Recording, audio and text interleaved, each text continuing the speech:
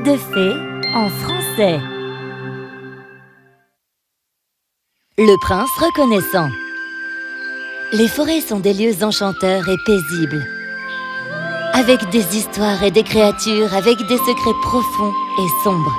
Au centre d'une de ces forêts, un roi s'était écarté de son chemin habituel. Errant dans la forêt, il craignait de ne jamais pouvoir s'en sortir. Jusqu'à ce moment-là, il rencontra un homme étrange. Son dos était courbé, il tenait un bâton pour se tenir debout, et sa barbe allait jusqu'au sol.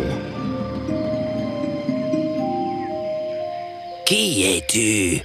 Que fais-tu ici, dans ma forêt? Êtes-vous perdu, paysan? Oh, je ne suis pas paysan.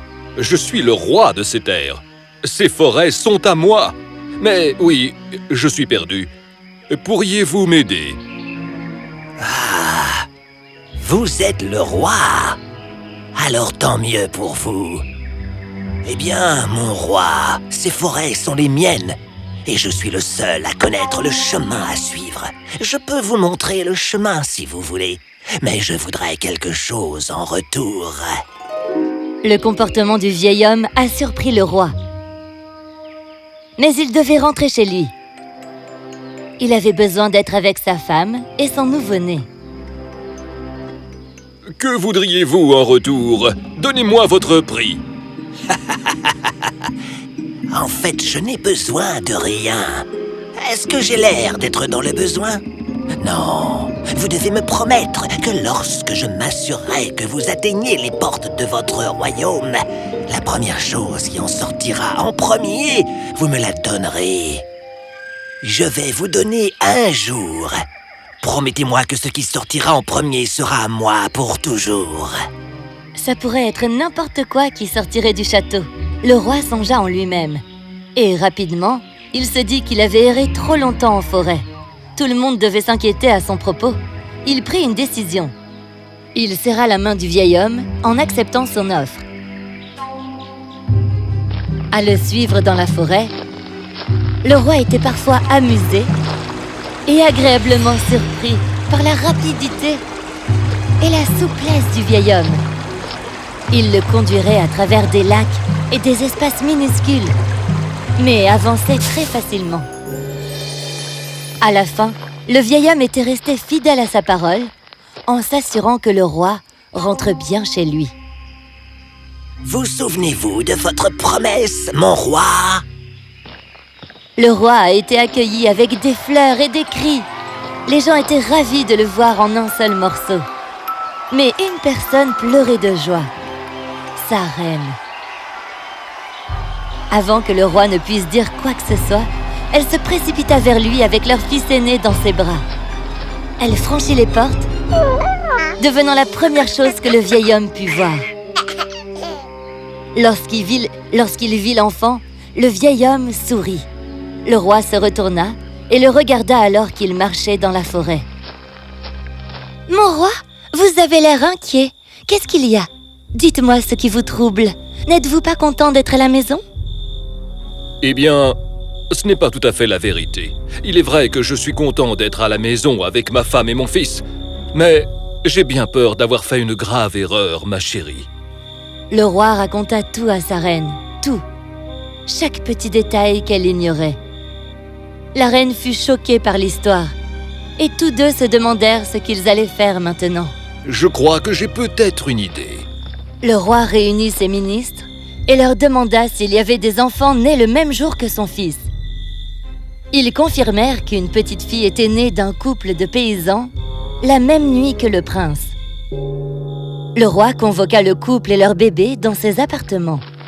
« Mon roi, vous nous avez appelés.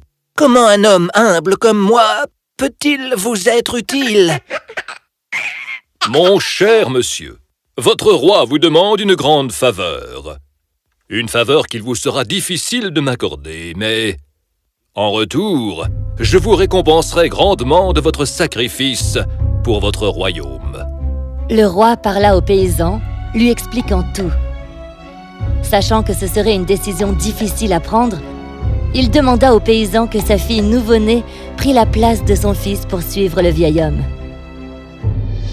Le roi promit de prendre soin du couple de paysans pour toujours s'il faisait ce sacrifice. Le lendemain matin, le vieil homme se tenait à la lisière de la forêt, en attendant que le roi arrive. Quelque temps était passé, et puis les portes s'ouvrirent. Le roi s'avança à cheval vers le vieillard, qui le regardait avec colère. Il descendit de son grand cheval, et dans un petit panier recouvert de drap blanc, il livra le petit bébé en pleurs au vieil homme. Le vieil homme avait un sourire diabolique, ravi d'avoir obtenu ce qu'il voulait. Tenant le panier dans ses bras, il entra dans la forêt en boitant et emmena la petite fille. Le roi pouvait simplement regarder, alors que les deux disparaissaient dans la forêt. Des années plus tard, le prince avait grandi. Il était gentil, intelligent et utile pour tout le monde autour de lui. Cela me fait tellement plaisir de voir le royaume que mon père a construit. Les gens sont si heureux. Ils ont de la nourriture à manger et un moyen de subsistance pour vivre.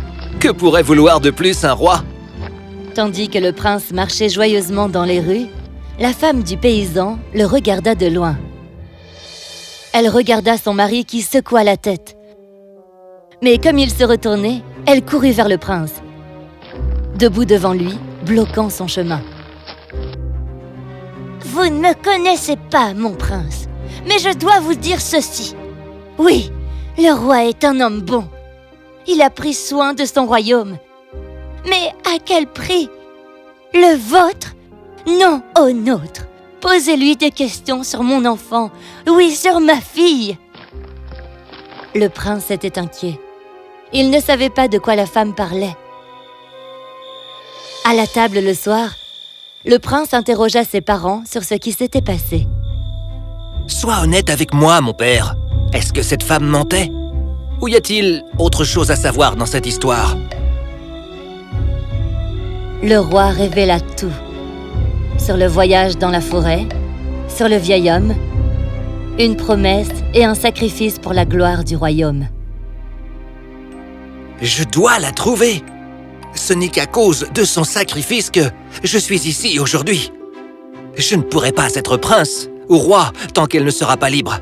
Je vais soit la ramener, soit prendre sa place. Est-ce que vous m'avez compris? Père et mère? Tu dois faire ce que tu penses être juste, tout comme je l'ai fait moi-même.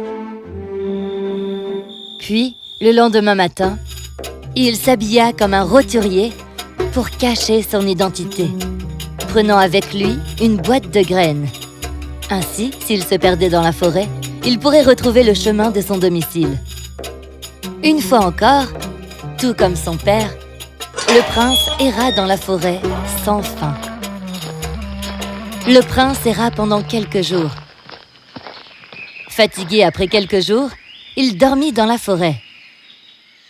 En pleine nuit, il fut réveillé par un gros bâton.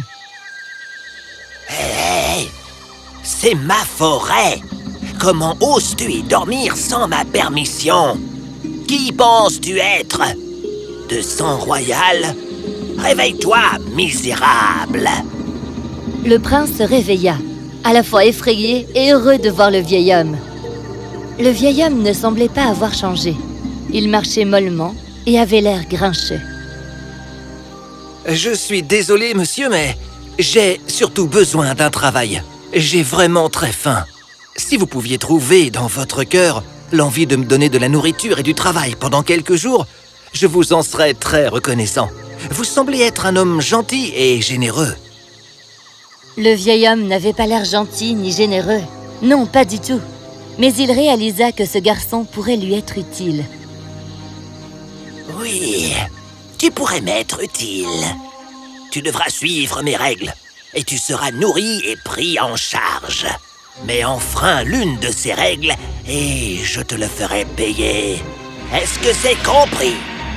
Le vieil homme utilisa la magie pour aveugler le prince et le guida à travers la forêt. Le prince se souvint cependant de laisser tomber les graines. le vieil homme allait apprécier encore une fois les petits accidents. Le prince tomba dans le lac, se cogna la tête contre un arbre. Tant de petits accidents dont le vieil homme se réjouissait. Finalement, ils atteignirent la maison du vieil homme. C'est ici que tu vas dormir. Tu ne parleras à personne et ne poseras aucune question. Tu feras ce qu'on te dira, d'accord? Le dîner sera à l'intérieur et demain, tu commenceras ton travail. Le prince accepta, tandis que le vieil homme s'éloignait. Déposant son sac, il était inquiet de savoir comment les choses allaient se passer. Les heures avaient passé jusqu'à l'heure du dîner. Le prince était endormi alors qu'une petite fille marchait vers lui. Elle le poussa 2 fois, puis 3 fois. Finalement, elle lui mit un coup de pied. « Il est temps de se réveiller, le dormeur. Il y a de la nourriture à manger.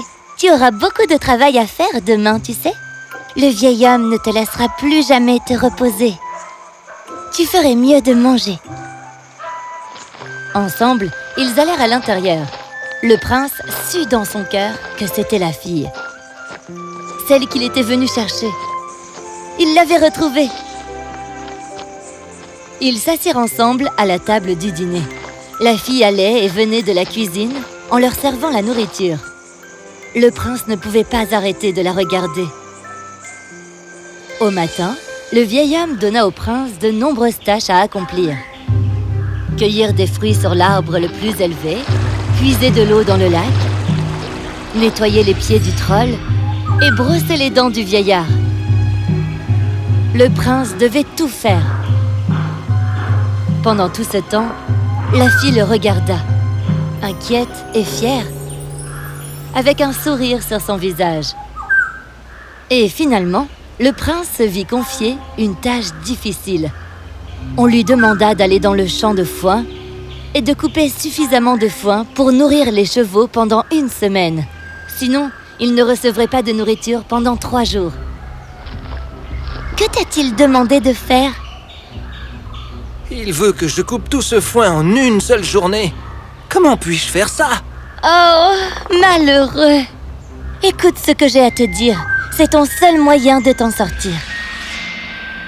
Ainsi, le prince amena 2 chevaux de l'écurie au champ de foin. Il coupa plusieurs petites grappes de foin en les tenant devant les chevaux. Il les attacha ensemble et commença à traverser le champ de foin, une grande faulx à la main. À sa grande joie, le plan fonctionna. À la fin de la journée, tout le foin sur le champ avait été coupé.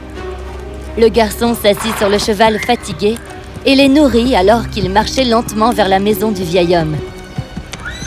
La fille sourit en le voyant. Le vieil homme sembla contrarié. Puis, le lendemain matin... J'ai quelque chose d'autre pour toi. Ceci est ma plus belle vache noire. Tu devras la traire. Mon stock de lait a diminué. Tu devras la vider de chaque goutte de lait pour que je n'ai plus jamais faim. La vider de tout son lait en 1 seule journée? Mais comment est-ce possible? Oui. Et ne rentre pas à la maison si tu n'es pas capable d'accomplir cette tâche.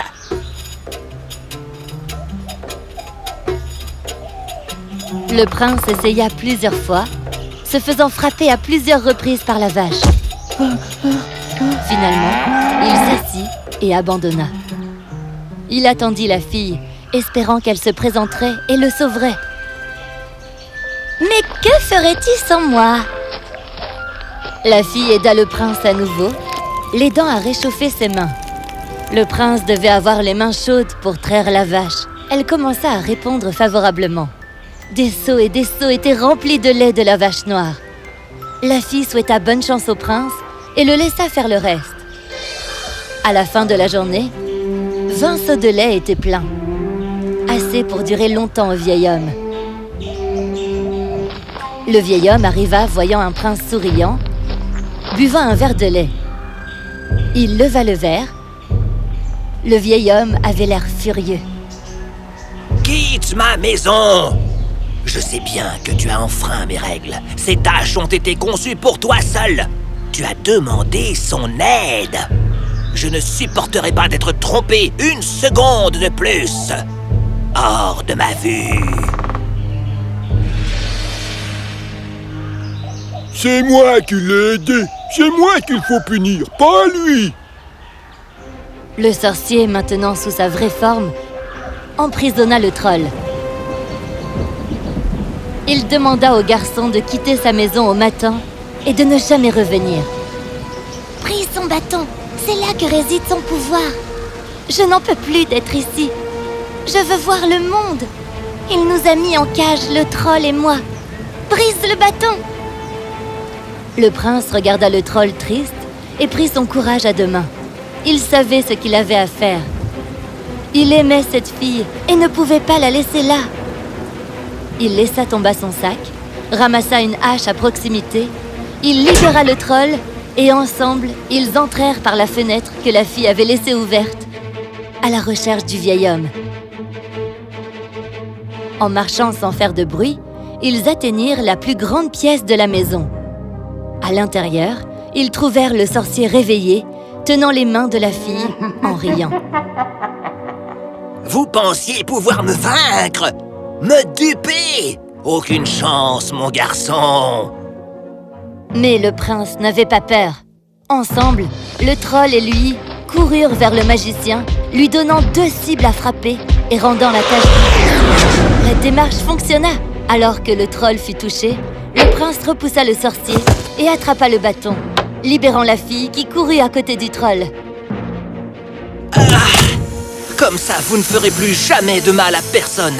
Lorsque le bâton magique fut brisé, le vieil homme tomba au sol, devenant gris et vieux à nouveau, levant les mains en l'air, demandant grâce et pitié. Nous quittons cet endroit. Vous ne ferez plus de mal à personne. Plus aucune promesse à tenir. Plus aucune de vos tâches à accomplir. Je suis votre prince. Vous allez m'obéir. Nous quittons cet endroit et que je ne vous revoie plus jamais. En quittant la maison du vieillard, ils trouvèrent la traînée de graines que le prince avait laissée. Ces graines étaient devenues une traînée de roses. En se tenant par la main, ils se dirigèrent vers le royaume, avec le troll à la traîne, bien sûr. Le prince présenta la fille à ses parents et au roi, ainsi qu'à la reine. Il y avait de la joie dans le royaume et de l'amour dans les cœurs de tous. Elle sera ma reine. Elle est brave et intelligente, courageuse et belle. Je ne peux rien demander de plus. Et ils vécurent heureux très longtemps.